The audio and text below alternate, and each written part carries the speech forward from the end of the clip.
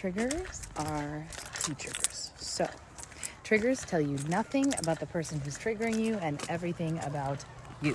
So, when we get triggered, we tend to make it about the person who triggered us, which makes sense because you're like, this person pissed me off. Why do they do that? But when we get triggered, it's actually something within ourselves that this other person has made us aware of. This is hands-free. I'm driving safely. So imagine if you had an injury. Let's look at it this way. Imagine if you had an injury and you then had a friend who didn't know you had an injury, and they hit you directly into that injury. And it was obviously very painful. And not only did it hurt the way your friend hit you, but it hurt so bad.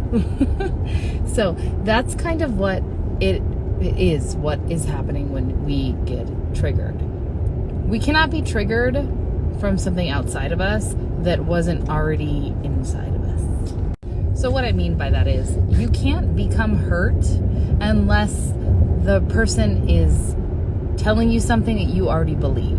For example, if I called you a purple people eater, you would not get offended because you are not a purple people eater. You know you're a human being. So if I call you a mean person, and maybe this week was not your week, and you've been maybe waking up late and just being rushed and not too nice, and you know you have not been too nice, when somebody calls you mean, it's going to sting. It's going to go, ooh, I am mean. But instead of addressing that feeling within ourselves, we are reactive beings. So we go, you're mean. Or we go, stop being a bitch. Or why are you pointing that out? Don't you have your own problems? So that's what being triggered is. And that's why it is actually a teacher. So if you are able to get past being offended when somebody triggers you, you can uncover a lot about yourself.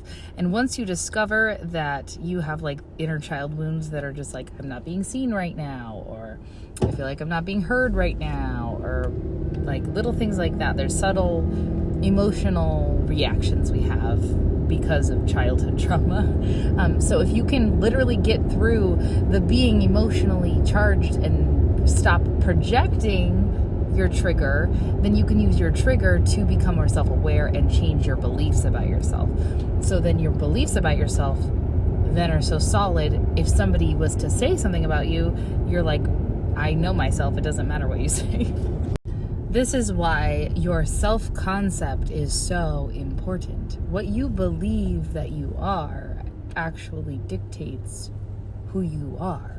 So the things that you're thinking, like if you think I'm a piece of shit, or if you think bad, negative things about yourself, then you are manifesting that identity in your life. So you're like, I'm a piece of shit. People that are piece of shits don't do their laundry or whatever it is. We have all kinds of like crazy programming that is from whatever and wherever. We're little sponges from 0 to 7. So your environment from 0 to 7, or whoever was around you, you just mirrored it. And then whoever was around you told you who you were. That's why it is difficult to change who you are when you're still in an environment with people who knew you your whole life, right? That's why people move away. They go to college. When they go to college, they begin a different life. They begin a different personality, and they feel able to take on a different version of themselves. Same concept if you move to a different town, but it's really not the environment. It's actually you. It's you deciding that you are somebody different here in this new town, new school, new relationship even. People do this all the time. People think that the grass is going to be greener, but you take your grass with you. Yeah. Triggers are your teachers. If you allow them to be, it will expand your entire life.